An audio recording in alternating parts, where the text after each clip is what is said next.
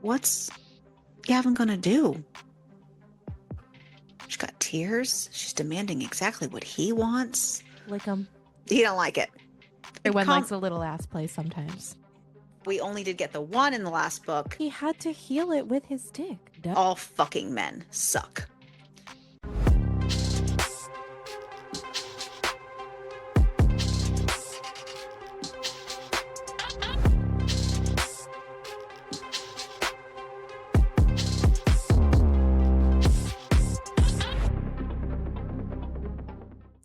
Hello. Hello. How are you? I'm all right. I'm just here. Existing. Yeah, pretty much. So how it goes sometimes.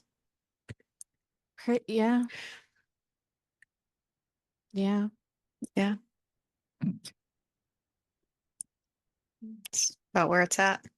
Pretty much. I mean, I'm awake, but I'm not like awake, if that makes sense. Life, I guess. What are you gonna do? Unfortunately, just live. Let me live. Unfortunately, live. So But I find it funny. We brought this book because we read the previous book in the series, and there were characters that we liked in that book that were going to be in this book more than probably that whole book combined. But we wanted to give it a shot.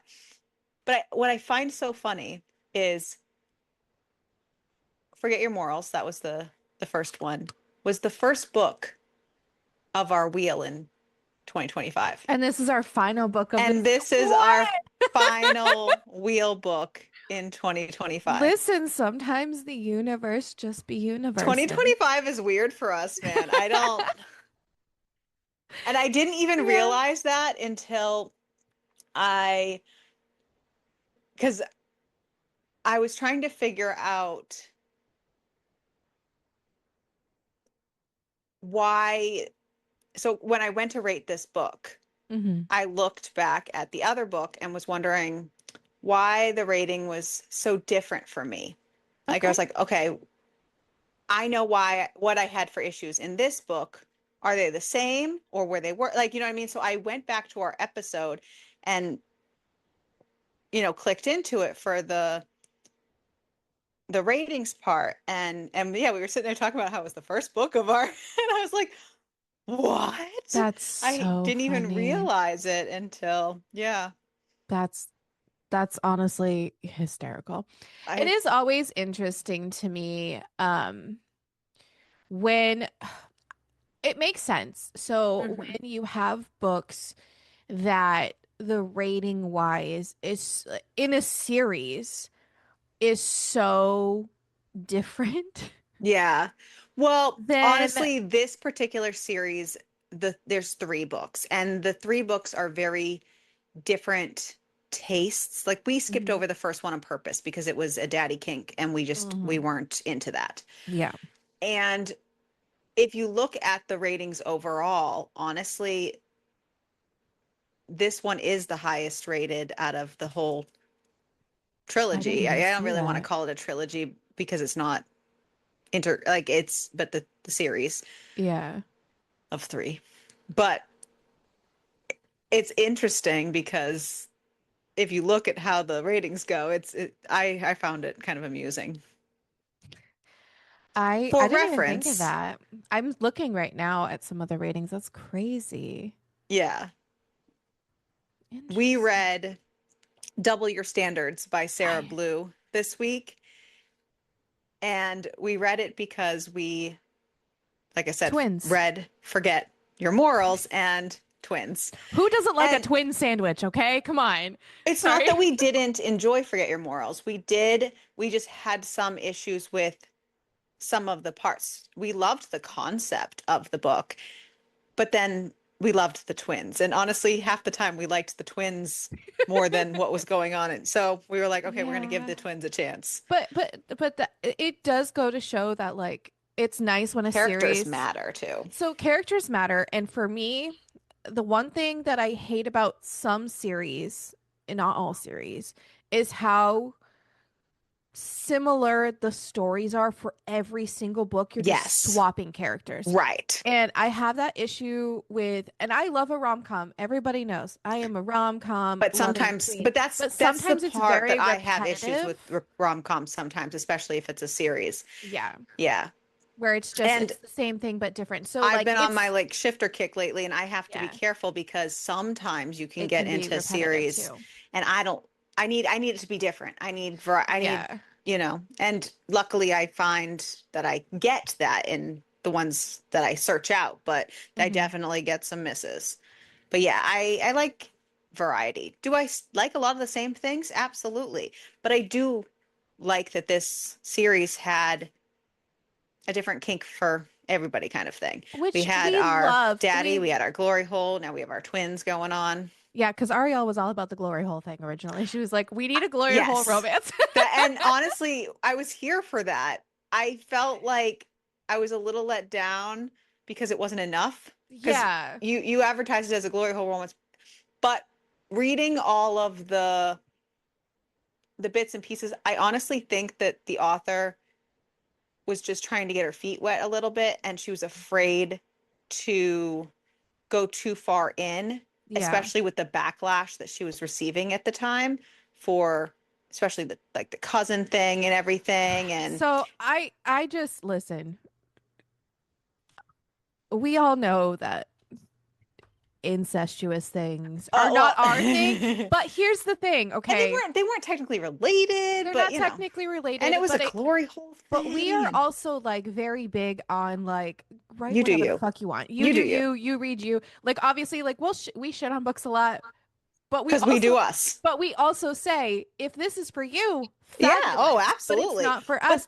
that's But the I don't thing. but like When don't we shit have on people problems for with that shit. things, Like when what we the have fuck? problems with things, we genuinely want to hear if you disagree with us. Yeah, Like because we like want to hear a different point of view, yeah. especially if it's different. Right. Well, that's why like we this whole year I think had been so focused, especially mostly this like third year of whatever, has been so focused on us stepping out of our fucking boundaries and Which does really cause us to struggle. react and right. But But like that goes into knowing that other people love it and that is mhm. okay. Yeah, and then honestly, like that's when you start finding like, oh, well, actually maybe I like Maybe I that. do, right, Like exactly. the if Like you've become way more dark centric yeah, I and don't know how it's to feel a about that. It's a weird weird thing, set and I've step. actually really loved the romances when they're done Yeah, I correctly. love They're MM really romance. good. Yeah. But like that was not something I really read before, and it's Right. not that I didn't enjoy it, it just wasn't my cup of tea. But I Mm-hmm. think that like for us, and I know we're talking a lot, and but this is a celebration of the end of the wheel. You're welcome. Um, I think that like even if it's not up our alley, we at least can say we tried and we can be like, okay, that really isn't for me. That or actually maybe that is for me. And I think it's important to try things. it's kind of nice. Yeah. And I still am not a daddy kink girly, so that's okay. But I'll No, still try it. but When done we've not in tried. excess. I Yeah, think it's the like it's fine. excess. For me, it's the It's excess. fine for me if it's not done excessively. Like then I'm okay with it. I still don't do the weapons inside of people because I still don't know why that bothers me so much. But like I mean we like what we like. We all have our own like personal kinks we like to read about. But anyways, twin sandwich. Like okay. What's not to like? And but here's the thing, a couple years ago, I probably would have been like, I don't know about that. And then now I'm like, Honestly, you probably okay. definitely would have because they're brothers. You Actually, know yeah. what I mean? Yeah. You would have been like, "Ah, fuck that." And I would have been like, but Krystal, twins. Twins. That's it's so funny because That's a me but problem. it's so funny because that goes like it's like when men are like twins. And I'm like, you're gross. And then I'm like, actually, no, just kidding. That actually sounds really nice. You're We're a getting a little little too deep codependent. in here. We're gonna find out. So, Oop. for time reference, if you followed the last one, this is at least 5 years after Penny and Lincoln's story in Forget Your Morals, the last book we read. They have been married now for 5 years and they have two children, a 3-year-old girl and a 1-year-old boy. So, catching you up if you need that. There is a content warning for this book. I don't know why this is a content warning. This is more of a like a, hey, I'm letting you know this is These great. But are, the hold days on. of our lives. No, Here, these are our menus. this is your content This menu is for your this evening. MFM, twin brothers, Dom sub dynamics, cum play, wax play, anal, no condom, pegging. Oh, just kidding. There's menu and then there's trigger warnings. You're welcome. She had both. Excuse me. I can just back the fuck up. It's okay. We'll make it work. For trigger warnings, she has an abusive ex that includes stalkings, mentions of past emotional abuse, dubious consent because twins in this book are not transparent with their identities. Ta-da! Am I mad about it? Nope. Yeah, I think in my real life I would be mad about it and then I might get over Oh, it. I feel like I'd get over it real fast. I don't know. I've never had to be in that situation before. But I could try. Oh, I she feel can like I hear would. me. Hmm? I'm like, but I could try. I was gonna say, can I try? No. I, hello, that is the one thing I didn't do in my horror phase.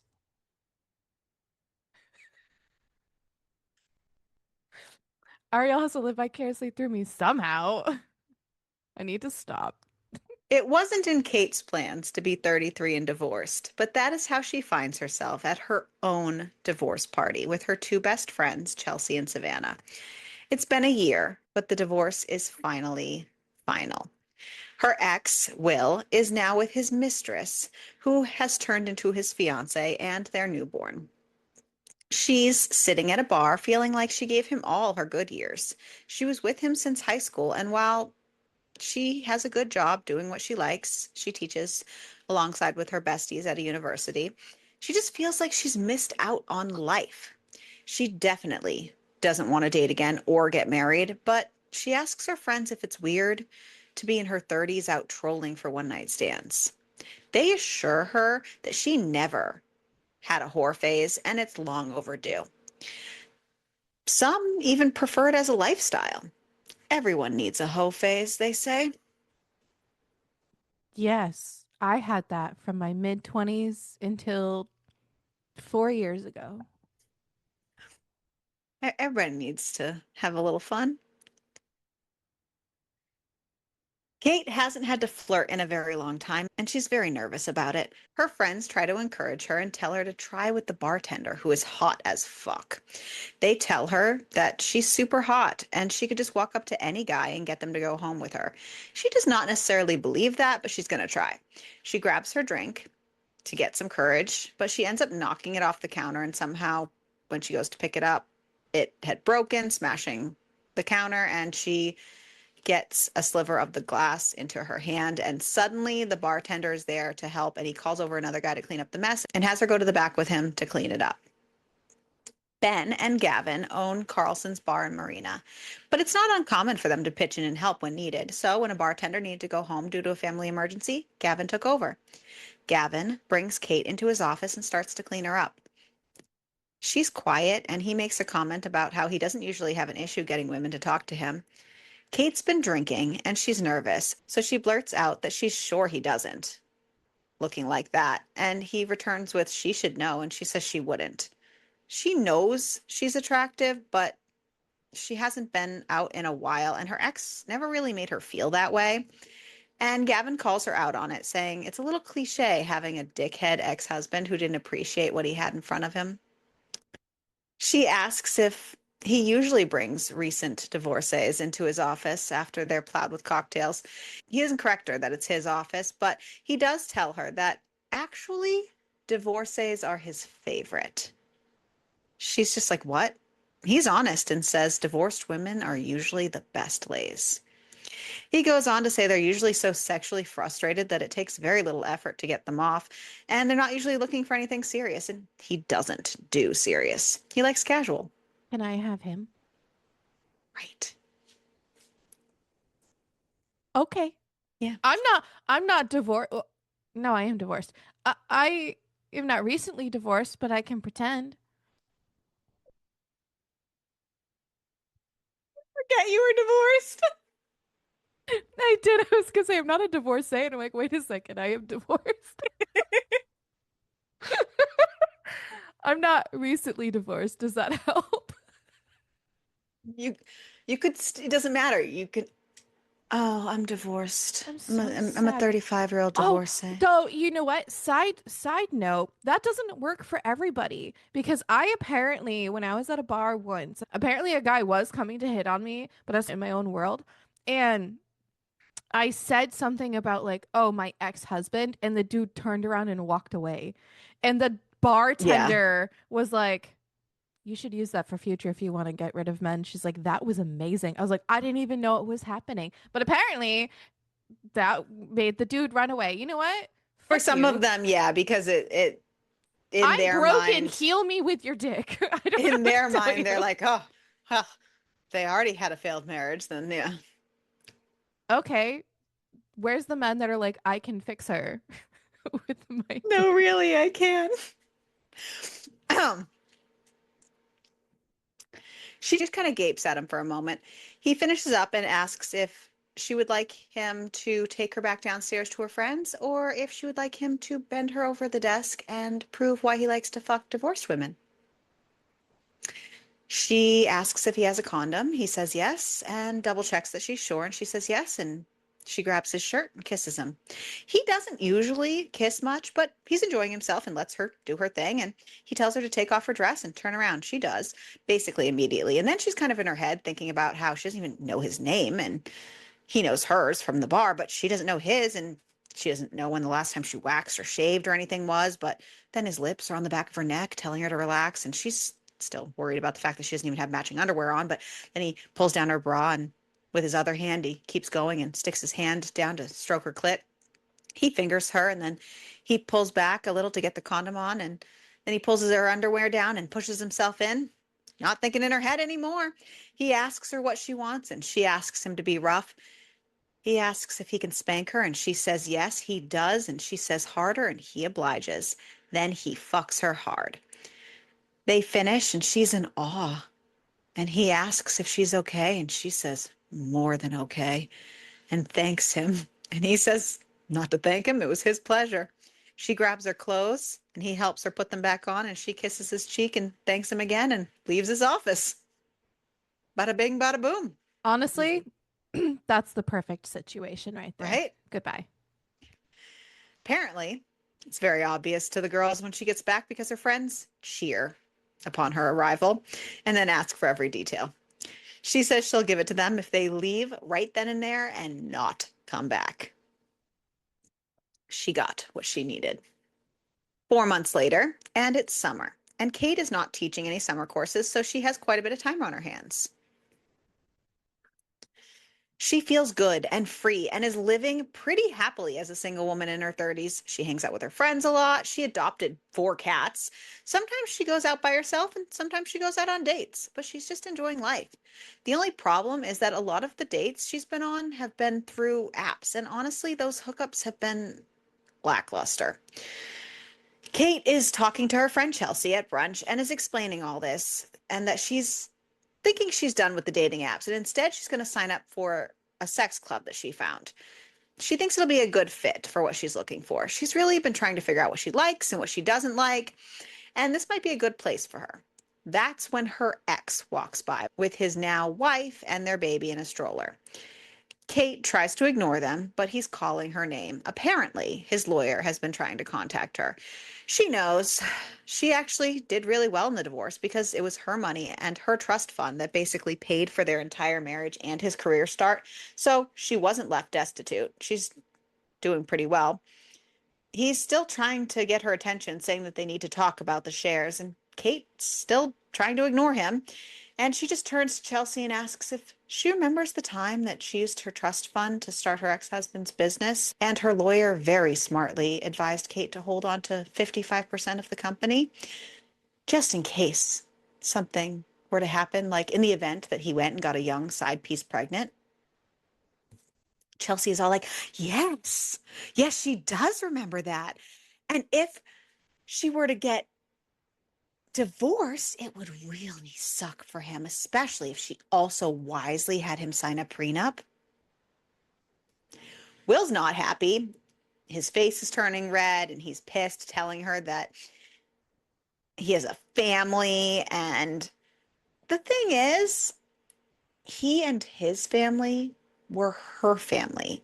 She had to lose everything because he thought with his dick, and she was blindsided by it. He tries a different angle and says, please, how she got the house, to please let him buy the shares. Kate breaks her silence and says, it was her aunt's house, so it was always her house. Maybe he should go have lunch with his wife and kid and leave her alone. If Kate is honest with herself, she can see that they had grown apart long before the divorce. They weren't teenagers anymore, and he clearly wanted a barefoot and pregnant cooking wife. And that's not who she is. She didn't even want children, and he knew that. They grew in different ways. Ben and Gavin have started going to Avalon now that Penny and Lincoln don't need to go anymore, and it's safe. Gavin has to work, so Ben finds himself heading to Avalon alone. He's kind of picky, and a couple of his regulars are already chatting up other people, so he has a seat down at the bar. And it just so happens that Kate sits down next to him, orders a drink, and then startles seeing him and says hello. Then ends up introducing herself when he doesn't seem to recognize her, reminding him that they met at Carlson's Bar and Marina a few months back. Ben did not meet her, but he goes with it and shakes her hand, and she says she never got his name, and he introduces himself as Ben Carlson, but to call him Ben, knowing that Gavin is going to be so mad at him. Kate is a little frustrated. She has spent 4 months basically comparing every hookup to not hitting the mark of her amazing mystery man from that night, and now he doesn't even recognize her, and she had to remind him. But he is here now, and he is the best she's ever had.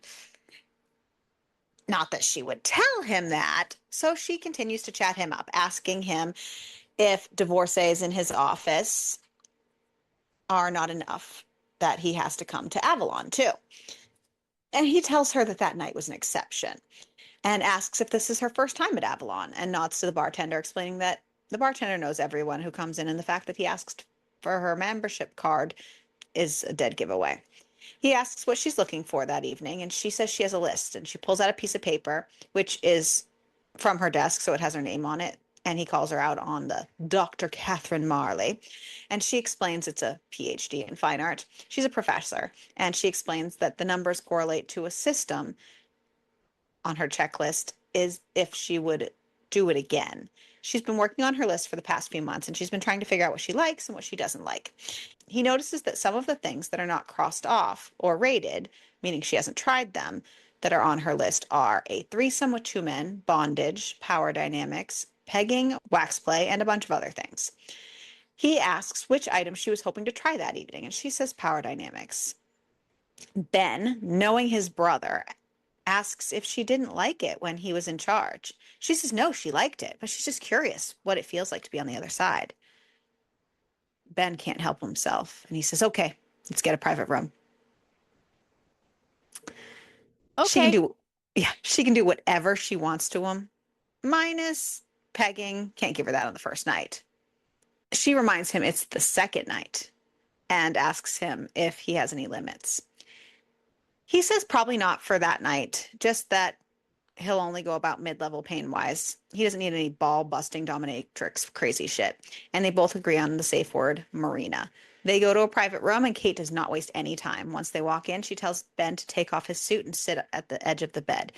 She tells him to touch himself. She watches for a hot minute, and then she asks him to help her out of her dress. Then she tells him to be a good boy and lie back on the bed. She asks him if she should ride his face. Maybe he'll earn her riding his cock if she comes in his mouth first.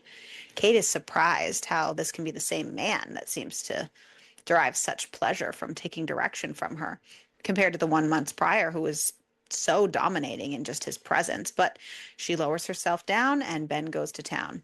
After she comes, she asks him condom or no condom because they're in the club. So they're strictly tested, and she explains that she has an IUD. He asks if they can do without, and after a little bit of teasing, because she really does like having the power go to her head for a minute, she does, in fact, ride him. And they hold each other afterwards, check in with one another, and then Ben asks what she's going to score this on her list, and she assures him that he was a very good boy. And they go to the shower to clean up and go another round. As they're getting themselves ready to go, Ben tells her that he'd be interested in helping her further with her list if she wanted to see him again. She does, but she just tells him they'll see how good he is.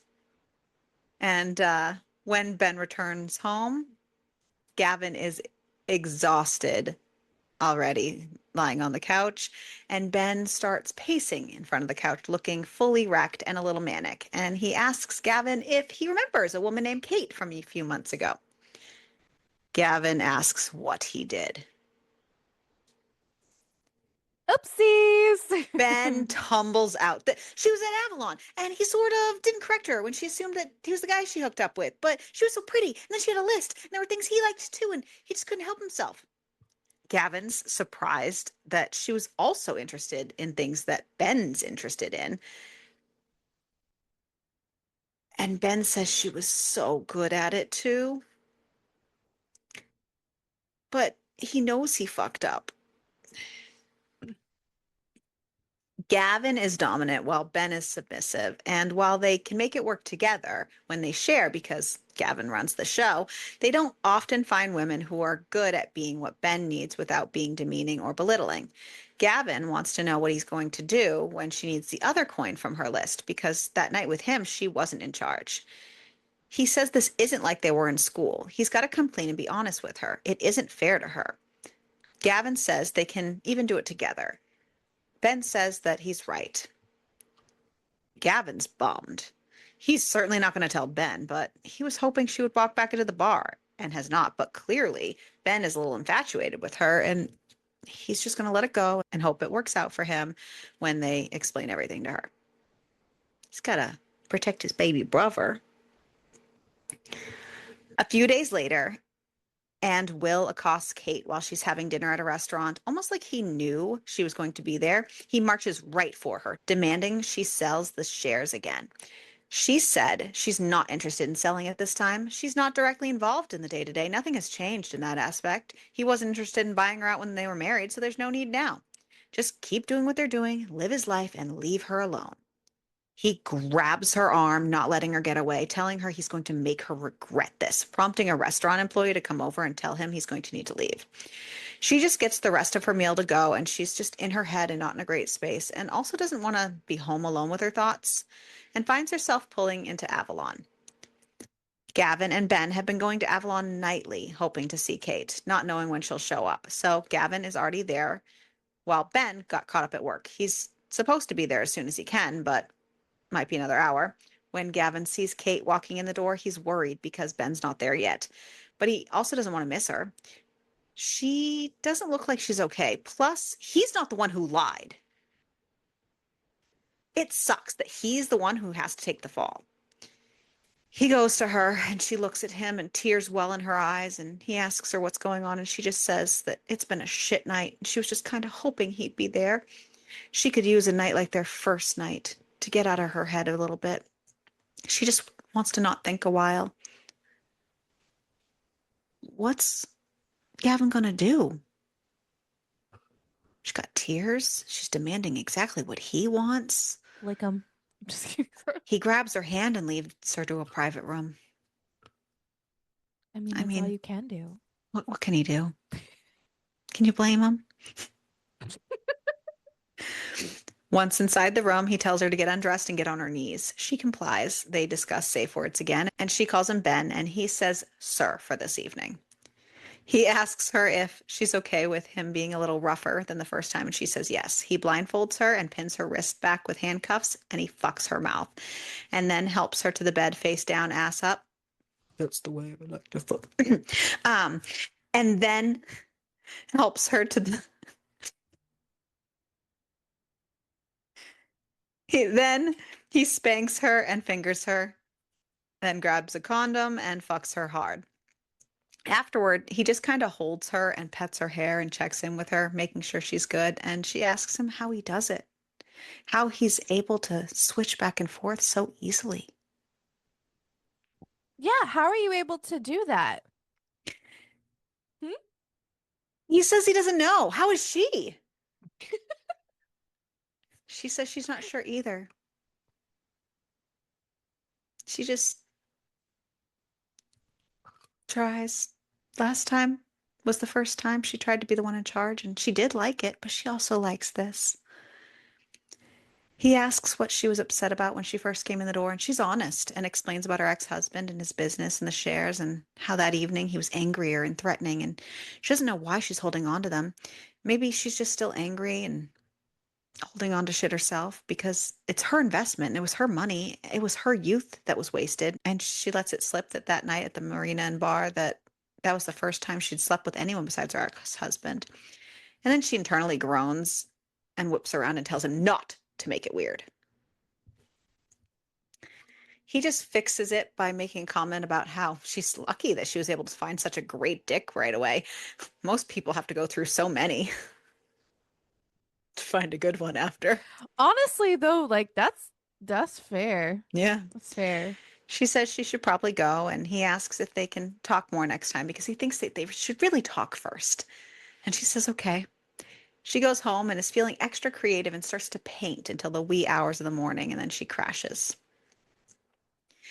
Ben ended up working much later than planned, and by the time he finally got to see his phone, it's to a message from Gavin saying he fucked up. Ben calls him, and Gavin explains that she showed up looking all sad and shit, and what was he supposed to do? He had to heal it with his dick. Duh. Right. This brings us back to the dick makes it better sometimes, and that dick didn't make that girl better before. Mm-mm. Mm-mm. They're both feeling pretty shitty about the deception continuing and vow to have neither of them do it again and Here's the thing, only go together from now on so that they can tell her the truth. and this is why I enjoy these men because they feel bad. Right. Like, so most people would be like, nah, and not feel bad at all. They actually do actively feel bad. Yes. And we Yes. love that for them. Yes. Yes. Penny calls Ben for help at the pool a couple days later. She could use an extra set of hands with her kids, and he obliges. He tells her all about him and Gavin's situation they found themselves in while he plays with the baby in the pool. And coincidentally, a lot of coincidences in this book. Just so happens Kate is at the pool, seeing him playing with a baby and another woman with a toddler. She obviously jumps to conclusions since the children look very similar to him and is disappointed in herself and him and the whole situation, and that all fucking men suck. And she tries to sneak out of the pool area, but he sees her and runs after her and tells her that it's his niece and his nephew and his sister-in-law. His brother had to work, so Penny asked him to help out. She tries to apologize, but he says no and says that they're going to the diner after this and asks if she'll come. She feels like she doesn't really have a choice but to agree because she was just such a judgy jerk. And she says she just needs to shower off and she can meet them there. She heads to the locker room to rinse the chlorine off, wondering how she could keep running into the same people in such a big place like Tampa. Maybe she shouldn't even leave her house anymore. When she gets to the diner, Ben is alone, and he explains that Penny thought it would be too much to have her and the kids tag along, so they left. Kate chills out a little after, and they sit down and order coffee. She apologizes again for assuming that he was married and a piece of shit. He says he doesn't blame her, especially with her history, and she says that the idea of being lied to is kind of a trigger for her. He gets kind of quiet, and she's starting to wonder if they can only communicate during sex, not realizing it was the lying comment. But he then tries to make small talk about travel and asks about her job and talks a little about his, and they get into the groove of the conversation when his phone rings. And it doesn't sound like a good call. He says that he's sorry he has to go. His brother was in an accident. She offers to drive him, but he's just rushing out the door. Kate stops into Avalon every day throughout the week, hoping to see Ben, to ask how he's doing and about his brother, but she doesn't see him. She doesn't play with anyone else either while she's there, and Friday rolls around and she's getting drunk at a celebratory brunch slash drag show with her besties, and they go into all the fun details and ask her why she doesn't just go to the marina and bar. She thinks that it would be weird, but as she's leaving, she gets into a car. She's just tipsy enough to figure out why not and directs the driver to head there. She sits at the bar and orders a drink and asks the bartender if the owner's in today. And he says, which one? She says, Ben. And he says he thinks so. But the longer she sits there and waits, she wonders what the heck she's doing coming to his place of work. It's kind of stalker behavior. And she starts to leave. Maybe she shouldn't have drank that extra drink at the bar either, because now she's stumbling out the door trying to order a new ride when she sees Ben walking towards her. And now she's wondering how much she actually had to drink because she sees two Bens walking towards her. But then as they get closer, one has a heavily bruised cheek and his wrist is in a cast, and she's confused. They walk up to her and she just says she's not seeing double, right? And one just says that they didn't want her to find out like this. And she says, find out what? That this must be his brother who was in the accident. She just came to see how he was and if Ben was all right. And then they ask if they can go inside and talk. And Gavin says that they'd like to sit and explain everything. And she looks at them back and forth and is sluggish, having her brain catch up. And they're both talking to her like they know her. And they want to sit down and talk. And all the pieces are clicking together and it all hits her at once like a slap in the face. And she starts to back away from them. They ask, please let them explain. And she asks which one fucked her over the desk. Gavin says it was him and tells her his name. And she says, so then he also bruised her ass. And then she points to Ben saying he's the one who she got breakfast with. And she told he was such a good boy. And then she says she takes it back. He is not a good boy. And she turns to stomp away, but her heel hits a crack in the sidewalk and she falls down hard. They try to help her up and tell her that she needs to get cleaned up, and she just swears at them and saying that they parent trapped her. Do they know how fucked up that is? Ben says she's bleeding and she's clearly been drinking. Let them help her get cleaned up and get home. She doesn't want them to touch her. Gavin asks if they can call someone for her, and she just starts crying. She tells them that she's not crying because of them. She's just crying because she's hurt. Gavin loses his patience and is like, nope, and scoops her up and throws her over his shoulder. He puts her in the back seat of a car and they pile in and ask for her address. Once they get there, they dig through her clutch, find her keys, and carry her inside, putting her down on the counter to clean up her knees, and she asks them to leave. Ben asks if they can talk when she's feeling better, and as they're walking out the door, Gavin tells her if it's worth anything, neither of them went in with the intention of lying or hurting her, and that they're sorry. Gavin and Ben just sit in their car in her driveway feeling like shit. When Ben had ran into Kate at the pool the week before, he immediately texted Gavin so Gavin could meet them at the diner. And that's when he got into an accident on the way there. It's not a tragic accident. He hit his face and sprained his wrist, but they were going to wait until his wrist had healed and the bruising was gone before going back to Avalon to find her. And they're still sitting in her driveway wondering what the fuck they're going to do next. even after Kate has showered and cleaned up and sobered a little. And she opens the door and comes out asking why they're still there, creepily staring at her house. And they just say they want to make sure she's okay. She just asks them to please leave. They know she probably won't, but they show up to Avalon for the next 4 days hoping to see her. They don't, so instead, Ben shows up at her house with a chocolate cake with the words, "We fucked up," written in sprinkles. I want one of those. Kate is not doing well. She hasn't showered in days. She's just being a mopey couch potato. She knows she kind of overreacted, but at the same time, she's pissed. But when Ben shows up at her door with cake, which looks really good, asking to tell their side of the story, she just lets him in. And he mentions that she hasn't been to Avalon, and she assures him she's on her period right now, so it has nothing to do with him and Gavin. That's why she's not out trolling for men. Not them. Ben tells her that the whole situation is his fault. She thought he was Gavin and he was going to correct her, but then he saw her list and he has a really difficult time finding someone who truly likes to switch. And not just when Gavin manages them when they share.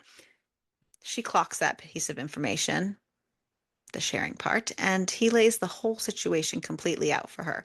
And the whole thing. She actually does appreciate how honest and vulnerable he's being with her, and he explains that as soon as he left, he felt guilty and told Gavin right away. They had a plan to tell her, but then Gavin saw her upset. He thought he could make her feel better, but then he ran into her at the pool, and he arranged to have Gavin come, and they could tell her together, and that's when the accident happened. She just wants to know why she should believe them. Maybe this is something they do all the time. And he says she doesn't have to. He just wanted to tell her the truth. The last thing that they wanted to do was hurt her because she's like perfect. He thanks her for listening and says he'd understand if she doesn't want to see them again. But if she'd be open to being friends, he'd really like that. And then he leaves. Days later, Kate is coming out of her spiral a little bit and realizing she needs to get out of the house and actually eat food that's not takeout and heads to the grocery store. Of course, she leaves the house, and there's Will at the grocery store cornering her, and she tells him to back off, but he pushes in, saying he's sick of her holding shit over his head and to give him his company. She's definitely feeling cornered, but then an arm wraps around her shoulder, asking if she got everything they needed. It's Gavin, putting himself between her and Will. Then Gavin looks at Will, asking if there's a problem. Will just ignores Gavin and tells Kate to think, because he's serious. Gavin pushes her behind him, asking if Will is threatening her. Will says to mind his own business. They do their man posturing shit until Will stalks off. Kate turns to Gavin and asks if he's stalking her too, but he realizes that she was including Will in that, and he asks how many times he's shown up somewhere where she was, and he makes sure that on her phone that she's not sharing her location with him, but suggests she goes to the phone store to make sure that he hasn't installed anything weird on it, that possibly a restraining order might be necessary. And since he had her phone, Gavin put his phone number in just in case she needs it. He follows her around for the rest of her grocery shopping and explains that he originally didn't want Ben to go to her house because she shouldn't forgive them for what they did. But all that Ben said is true, and he is sorry. He says to please use his number for anything. If her ex bothers her again, even if she just wants to talk. Before she can decide it's a bad idea, later that evening, when she's heating up her dinner, she texts Gavin saying that maybe they can be friends. And he asks if a dinner between friends on Friday night can work. And all of a sudden she's in a group chat with Ben, who also says hello, and she says, sure. Friday night rolls around and they all meet for dinner. They order, and Kate wants to make sure that they're all on the same page, that they're all thinking friends with benefit situation, not just cocktails and dinner friends. And Ben asks, can't it be both? And she says yes, but she just wants to make sure everyone's on the same page and has ground rules and honesty. Gavin asks her what her ideal rules would be. She says she thinks that they shouldn't have to restrict themselves to Avalon. She doesn't really have an interest in sleeping with anyone else at the moment, but if that's the case, she would expect them to do the same. That way they're all on the same page and they can be comfortable going to whoever's house as long as everyone communicates and is honest. She feels that that's the way it can work. Gavin says he can agree to those terms and reminds her that he actually has never seen her list, if she'd like to continue checking things off of it. They're interrupted by food arriving, so they eat, but once they're done, she pulls out the list and hands it to Gavin. He's honest about what he likes, saying that he needs control, but he doesn't like a brat. how she was perfect the night he was at Avalon with her, and he also likes to share with Ben, but not anyone else. Ben chimes in saying he's the opposite. He likes being at her control and is even interested in continuing to work on that side of her list with her. Kate reiterates that there will be no strings. She says she's forgiven them for the whole twin thing and she doesn't think that they were setting out to hurt her, but she's still healing from things personally, so sex and friendship are the only things she can commit to. And they agree, saying she's the one in charge. Gavin asks if they should start tonight, and the three of them agree and nod. And Kate took a car service to the restaurant, so Gavin drives them all back to her house. And her and Ben have a little foreplay time in the back seat. But once they're all there, through the door and into her bedroom, Gavin tells them both to disrobe and sit on the bed. He makes it very clear that she may be in charge of Ben, but he's in charge of everything. Basically, Gavin is top dog. They're all okay with that. They I'm double okay check. with that. Yeah. They double check safe words. He tells her she is going to suck Ben's dick while he fucks her. And she tells Ben exactly the position she wants him in. And Gavin makes sure to bite her ass because the bruising from his last spanking with her has just gone away. So he needs to bark her again. And then he does just as he promised. And then both men pull out and come all over her. They check in and clean up and all end up laying on the bed in a pile of limbs with Kate sandwiched in the middle. They all end up falling asleep, which is very much not like Gavin and Ben to do so. When Ben wakes up in the morning, he is a little startled at first and worried about Gavin freaking out, but he finds he's alone in the bed and finds Gavin and Kate in the kitchen eating yogurt. And when he walks in, both of them are pretty defensive immediately, saying, "It's not a big deal. Friends have sleepovers all the time." Ben's just like, "Okay." They invite Kate to a soft launch that they're doing for the club that weekend for friends and family, and they would like her to go, and she agrees. After breakfast, Kate says she has errands to run, and the men leave in their car. Ben calls Gavin out for all the kissing he did with Kate because that's not really Gavin's style and accuses him of actually liking her. But Gavin says that their arrangement, it's going to work out well. And he's not anti-kissing. She's their friend. That they're fucking. Simple. Yeah. So No big simple. deal. Yeah. Kate goes to the opening and is pleasantly surprised that it's more of an upscale club that seems to cater to people her age versus the super young crowd. Gavin finds her and they get a drink, and then Ben finds them and pulls her out onto the patio before she realizes he's leading her over to where his family is.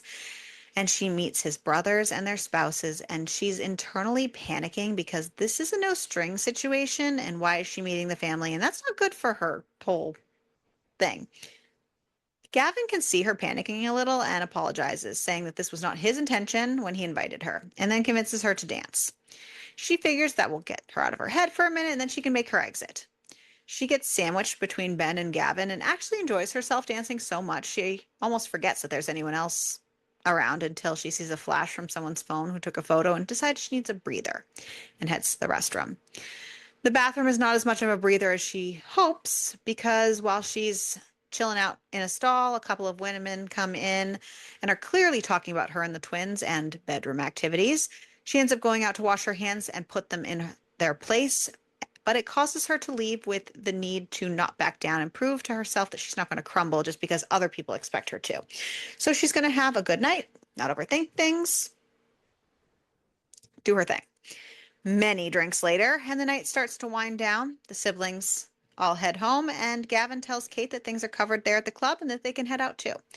They go back to Ben and Gavin's house and are all just kind of exhausted from the night that they actually just fall asleep and don't even have sex. She's actually not sure how she feels about that when she wakes up in the morning. I would feel,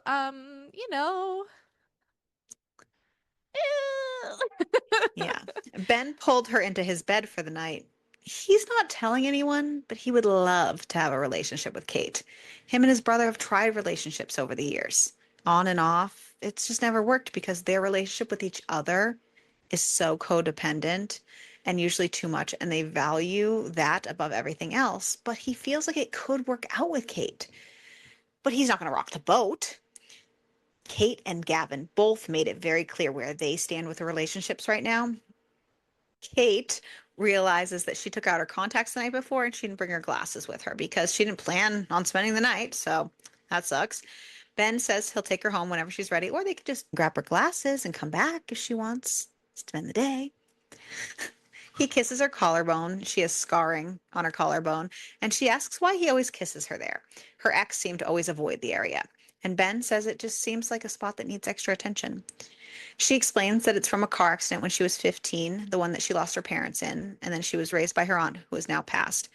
He continues to kiss the area and then shifts and continues down her body, saying if she can't see anything, she might as well lie back and close her eyes. He starts to eat her out, and then she guides him and tells him exactly what she needs. And then she has him straddle her stomach so that he's as close as possible while she plays with him, easing him into a little ass play until he comes. Kate's neighbor has made Everyone likes a little ass play sometimes. Not except me. Krystal. Kate's neighbor has made comments to Kate recently about a strange car lurking in the neighborhood, which puts her a little on edge. And sure enough, she gets a weird feeling and looks out the window, and the SUV that the neighbor described is just idling outside the property, close enough to seem like they're watching her house. Before she can think about it, she texts the group chat asking if either of the twins are awake. Gavin explains Ben had to go handle something at the bar, but he is, and she says she thinks her ex might be camping at her house and asks what she should do. Kill him. Just kidding. Gavin says he'll be right there. She feels better just having Gavin's car pull into the driveway until he gets out of the vehicle with a baseball bat and strides towards the SUV parked in the street. She flings the front door open, yelling at him what the fuck he's doing, saying, what if he has a gun? And Gavin tells her to get back inside. Gavin takes out his phone from his pocket and starts to record the SUV as it speeds away. Once he gets inside her house, she said that she's not even sure it was Will. But she explains about the neighbor and the vehicle camping out, and it might just be her being paranoid, but she just has this feeling. He thinks they should go down to see the police and file a restraining order. She asks if they can go tomorrow because it's kind of late, and he says fine. He paces a little and walks towards her sunroom, which is where she's been doing her painting, and he sees her work in progress. It just so happens to be a painting of him and his brother. She started it that night that she was with Gavin at the club, but she didn't know that there were two people. She just knew there were two sides of him. And he's in awe and asks to see more of her art. She shows him, and he's really interested in them. And she asks if he wants to paint something. And he tries to say he's not an artist. And she says everybody is. And he says fine, if she promises not to judge. She sets him up at a station, and they both sit and paint. When they're done, he's very nervous to show her. And she shows him hers first. And she painted one of her cats as a pirate. But she likes his painting. It's a self-portrait, but it's showing him with like fears and stress and anxiety and mystery. And she says art is supposed to make you feel something and make you contemplate what it's about. So it's good. He's feeling pretty vulnerable and not liking it. She tries to change the vibe and asks if he'd be open to a different kind of art, saying she's never tried it with anyone and had bought it a while ago, and asks if he's ever played with wax. He had forgotten that that was on her list, and she leads him to her room, and she begins rifling through boxes in her closet. She has 3 different kinds to choose from. He needs the control at the moment, so he says fine. He'll use the coconut wax, and he'll give her a massage to help her relax before he fucks her ass. He tells her to grab towels, lube, a small vibrator, and a hair tie, and a lighter. Gavin kisses her, then undresses her and himself. Kate finds that she likes the wax and the massage, and even the anal that she previously had not liked with other partners. When they finish, he takes her into the shower and cleans her up before they go to sleep. In the morning, Gavin says that they have just enough time to go to the police station before he has to go meet Ben for an employee meeting. They talk to an officer and even tell them that Kate had her phone checked and nobody found anything weird on it, but they suggest checking her car. It's very commonplace for someone to use an AirTag or another device, but regardless, they're going to grant her a temporary restraining order for 3 months. So here's the thing. That's not exactly how it works, at least in my state. I'm not sure about Florida if it's different there, but typically you get an emergency one that lasts for a couple weeks, and then you go see a judge and they will grant it either 3 month, a 6 month, or a year, however that works. And it depends too. Like maybe it just depends on the stuff too, because I know like usually you don't get a 3 month right off the bat from just no. a Oh no, police it'll station. never be no. Yeah, so I don't know. You're lucky if you even get one in general. Like, right. Did you? like, but so was a Google search not even done for this? I don't know. Because it's hard to get one in general, but usually you can get an emergency one, and that's what it's like, an ex parte one, and then you get the first available judge appointment, Yeah, because and honestly, the only ex parte it's like order I've ever had was a emergency custody, and that was 30 days. But that's a little different. I've had a restraining order, and I've done a restraining order like that, and it was like they gave us like the You closest. got a restraining order, Ariel? That you're like one in like 1,000 No, I people. didn't. Okay. I only had the emergency one, I'm and just then it went saying. to court, and yeah, no, and then it went to court, and Yeah, no. yeah, no, yeah, no. The Because person, women's safety, who right? cares? The person has a felony against me, but no restraining order. Weird. Ugh. I've had lots of actually temporary restraining orders, but so anyway, we're not going to talk about that. That's not what we're here for. No. So I mean, I know how it works in my state, but that's why I'm like, Yeah. this is a little weird. I know, Yeah. like 3 month ones are really not. Yeah. Yeah. Anyway, Gavin's just pissed that it's only for up to 500 feet around her or her home, and that still seems too close for him. As they leave, he suggests that Kate come and stay with them because this is bullshit. She says she can't. He says why? She says first, she has 4 cats. Second, she loves her house. And third, that's way too much. Too big of a step. They should just check her car, serve him the papers, see where that goes. He don't like it. She says she'll get a security system. I don't like it. she'll, and she'll tell him if there's anything suspicious. He says he'll send over the guys who did security for the bar and marina. He's kind of begrudging about it. But when they get back to her house, he goes straight for her car, and sure enough, she had a tracker in the bumper of her car. He That's like says, my biggest fucking fear. Like, yeah. He says he's serious and would she please just stay at their place until the security gets set up at least. And she is scared from the tracker, so she says okay and goes to pack a bag. Yeah. Yeah. It's so easy too, just slip an AirTag or something. Yeah. I do like the fact that iPhones would tell you that there's an AirTag nearby.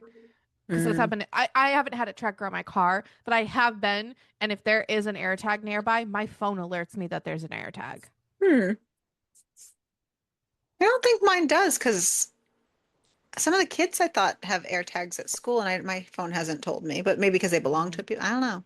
I don't know. I just know that I have had alerts on my phone when an AirTag has been nearby me. Maybe I don't have that. Maybe it's a setting I have to turn on, or maybe their things weren't Maybe, you on. know I what? don't I know. don't Maybe think they that I weren't haven't activated. had it on this new phone. But on my old phone, I got it all the time Oh, because it maybe could that. just Yeah, be, and it could just be a setting things, but that's, still something to look into. terrifying. Yeah. Okay.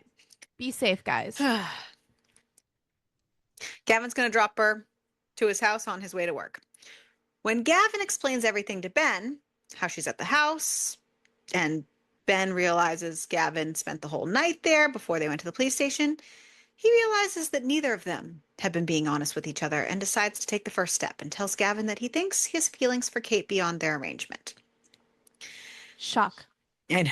Gavin admits he thinks he does too.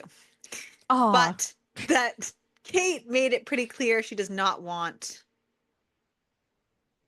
that. see, this And not is to nice when you mention her respect ex your is a psycho. boundaries. Right. They know that she needs to deal with that. Ben still thinks that they should talk to her about it and be honest because who knows? Gavin says she's not ready and she might never be.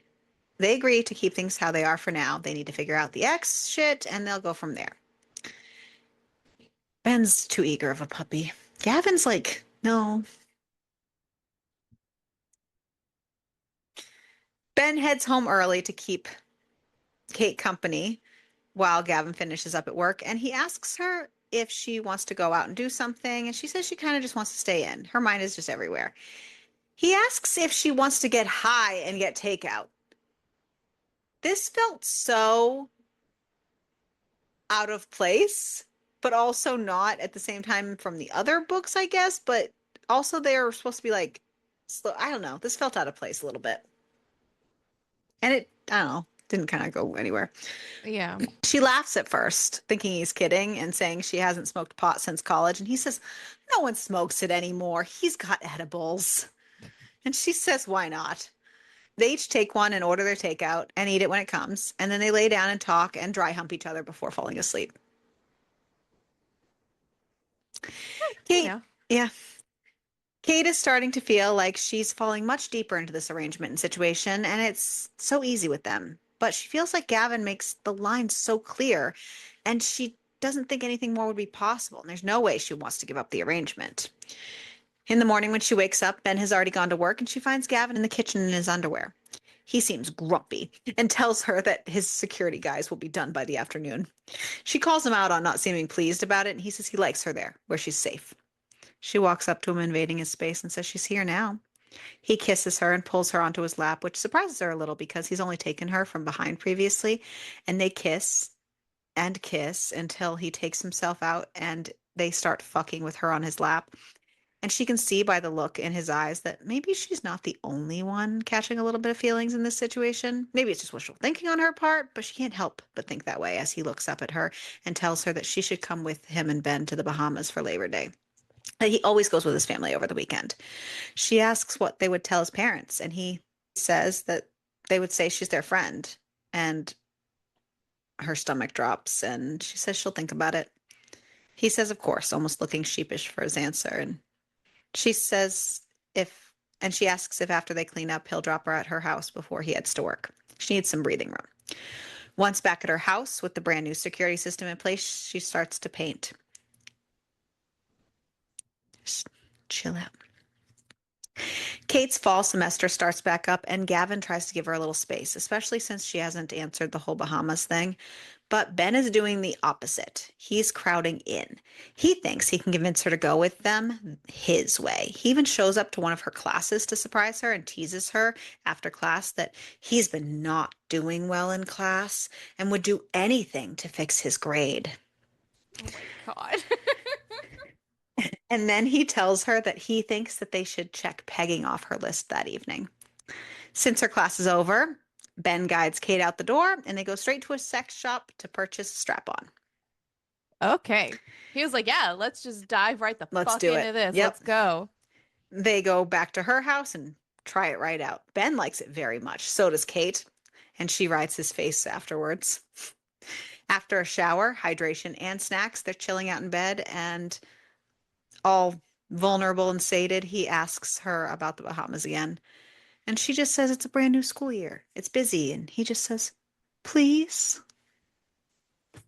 Okay. That Gavin got them a separate place. They don't have to stay under the same roof as his family. And she looks at Ben's puppy dog face and relents. I couldn't say no.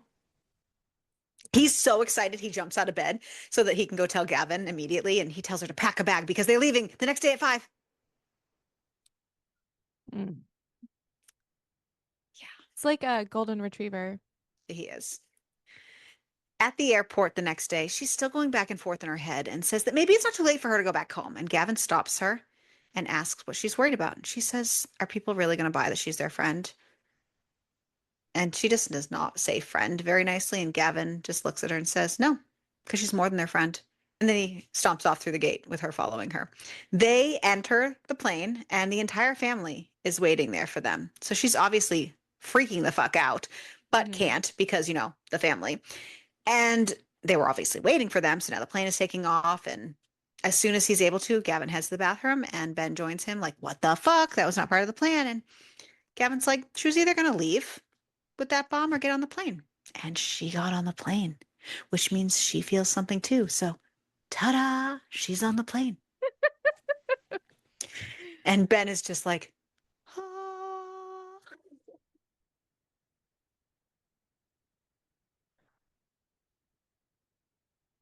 And they agree that after dinner, they'll pull her aside and lay all their cards on the table. They land, go right to dinner, and the Carlson family is raring and ready to go. Lincoln is the first one to start shit, asking which one of his brothers she's there for. And she evades the question, only for the mother to bring that question back around, asking how they met and are they really all just friends? Kate excuses herself to the bathroom. Gavin yells at his family. He sends Ben after her, and Gavin tells them all that they need to be nice and tells his mom that they will let her know where they stand with Kate when they know, but to leave it be. Ben finds Kate in the bathroom and calms her down and makes sure that she's good with both situations, the family dinner and the comment that Gavin made. He says that it hasn't been just friends with him for a while, and she admits for her either. And they go back out to have dinner and a bonfire after dinner where Kate takes the opportunity to snag Gavin to talk to him alone. She calls him out on the not just friends comment and asks what it means, and he tells her it means he fucking loves her. He spills his guts, telling her how he has come to care for her, how much he wants her constantly around him. She says she loves him too, but it scares the shit out of her. She's scared that they could hurt her more than her ex. He assures her they won't. She's scared about what a relationship would look like with them and what people would think. And he assures her his family would accept them and he would handle it as it came. She agrees to try for them. She asks what it's going to look like when they go back, and he says they'll just take their time and do what feels right. They head back to where everybody is and grab Ben and head off to bed together. They don't even make it to their own rented condo. They just stay in their usual room in the house with everyone. And in the morning, even though everyone wants to stay in bed, they reluctantly head to the boat with the family that they had planned because if they miss a family activity, they're going to hear about it for months.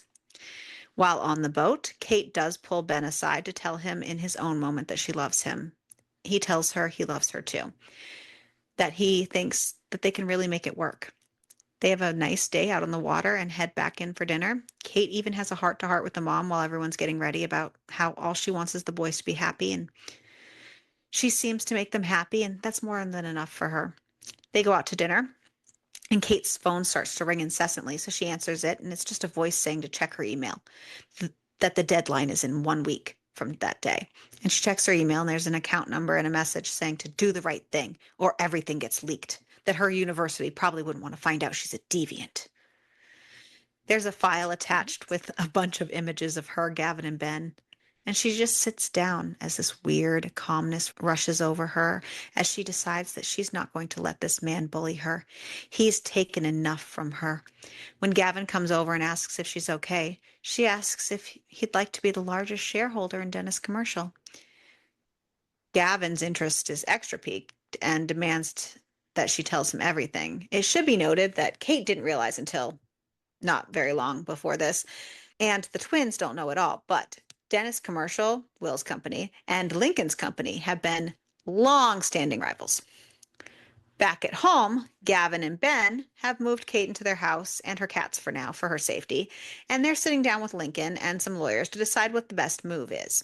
Kate decides to sell her shares to Lincoln, and the lawyers are going to also use this extortion to get the restraining order to be permanent. Then they go to the college campus, and with the help of Savannah and her photography class, they become the subjects for Savannah's lesson and publicly pose together for a group photo in their underwear. Then they all go home and have a twin sandwich. Kate rides Ben while Gavin fucks her in the ass. Bada bing, bada boom. The next day, That's so great. right? Like an Oreo. The next day, Kate gets the call that the sale is official, and she tells the lawyer there's no need to inform Will. She has her own plan. She tells Ben and Gavin that it's time to take a little field trip to their brother's new company. Kate marches right into Will's office and sets a picture frame of the three of them on the desk, asking the boys if it's too much for their brother's new office. Will wants to know what the fuck she did. And she says, oh, and asks Ben what they did. Ben just says, oh, like how she sold her shares to his brother Lincoln Carlson of Carlson Commercial. Will is pissed and yelling and threatening and calls her a bitch. And Gavin's like, nope. And then puts him in his place, telling him he's going to finish selling his shares and he's going to pack up his wife and his kid. And he's going to leave them all alone, or they will drag this all out in a civil lawsuit for a very long time. All the threatening, the blackmail, the stalking, all of it. And then they all leave. Later on, they get a call from the lawyer. Seems Will has decided to sell to Lincoln after all. He doesn't want a civil lawsuit. She's just happy that she can move on with her life now, and they need to celebrate. And then we have an epilogue a year later. Will and his family have moved out of Florida. The Carlsons are back in the Bahamas enjoying themselves. Penny's pregnant again. Ben and Gavin and Kate have been going back and forth between their houses, and it's a lot. So they all have decided to build one to their specifications together, and that's our book. Yeah. I will say I'm sad we didn't get any pictures because that is what started our journey with these books to begin with, Yeah, was the whole pictures. glory hole picture. Mm-hmm. And while we only did get the one in the last book, We still we at didn't least get got one. any in this book. No. feel But like that was a missed opportunity. what was not a missed opportunity, though, every single time the twins talked about Penny, they referred to her as their sister cousin. Yes. Every time. Which is so funny. It was fabulous. Our I'm not gonna lie. sister cousin. It was Just fabulous. so hysterical. Oh my God. That was That's so fantastic. good. That's so good. It was pretty great. Anyways,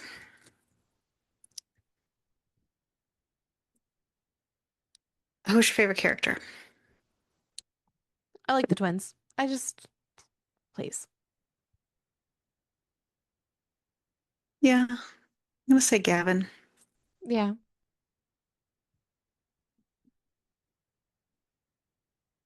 Yeah, I'm gonna say Gavin. Okay. How about your least favorite? Well, obviously, like Will, but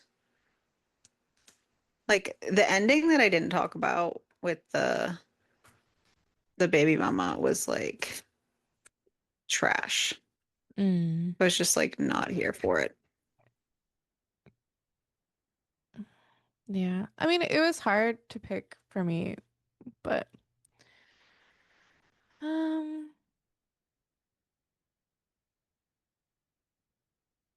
She oh, didn't deserve that spotlight, so.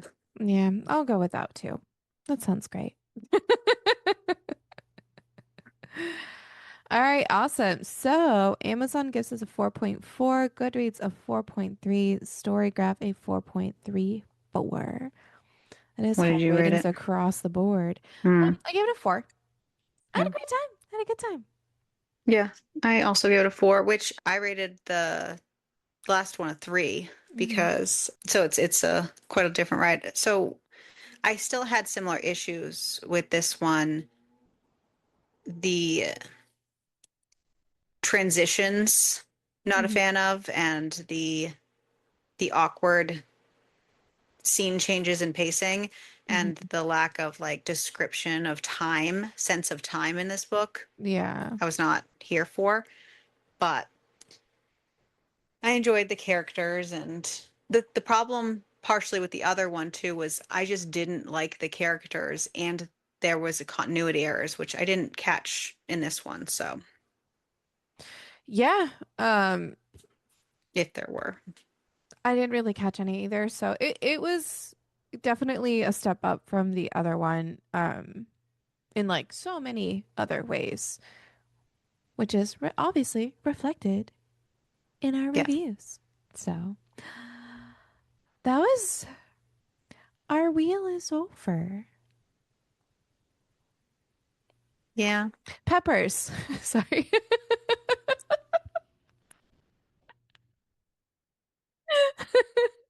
I got sad for a second.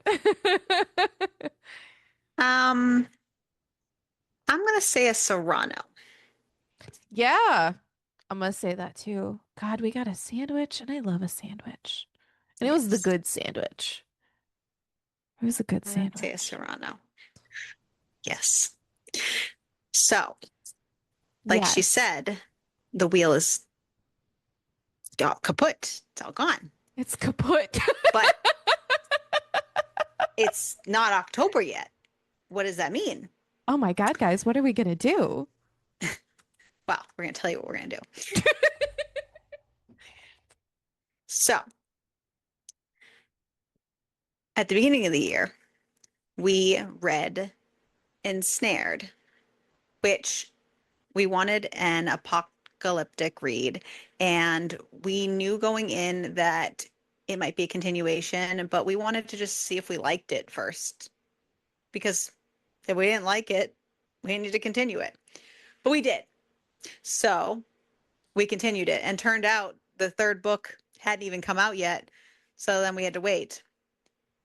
Well, the third book has now since come out. And so next week, we are going to finish the trilogy and read Entwined by Rebecca Quinn.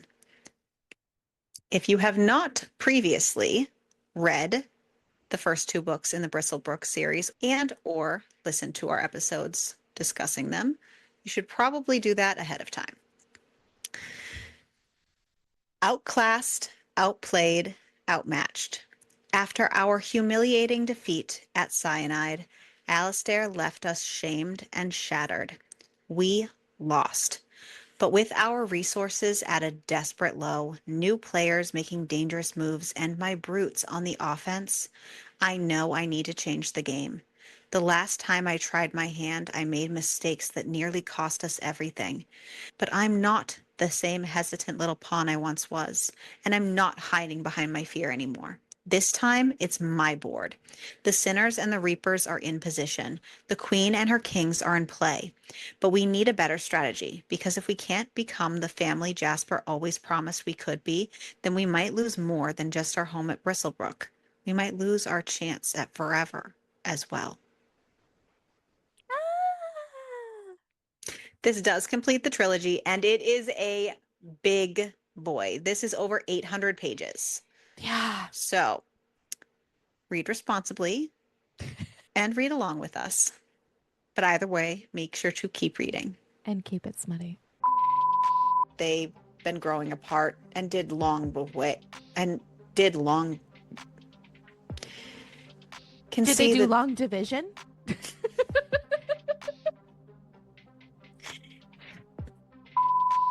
Who's your favorite character? I gotta rate the thing. Oh wait, no, just kidding. We gotta do that first. Ignore me, okay? Shush.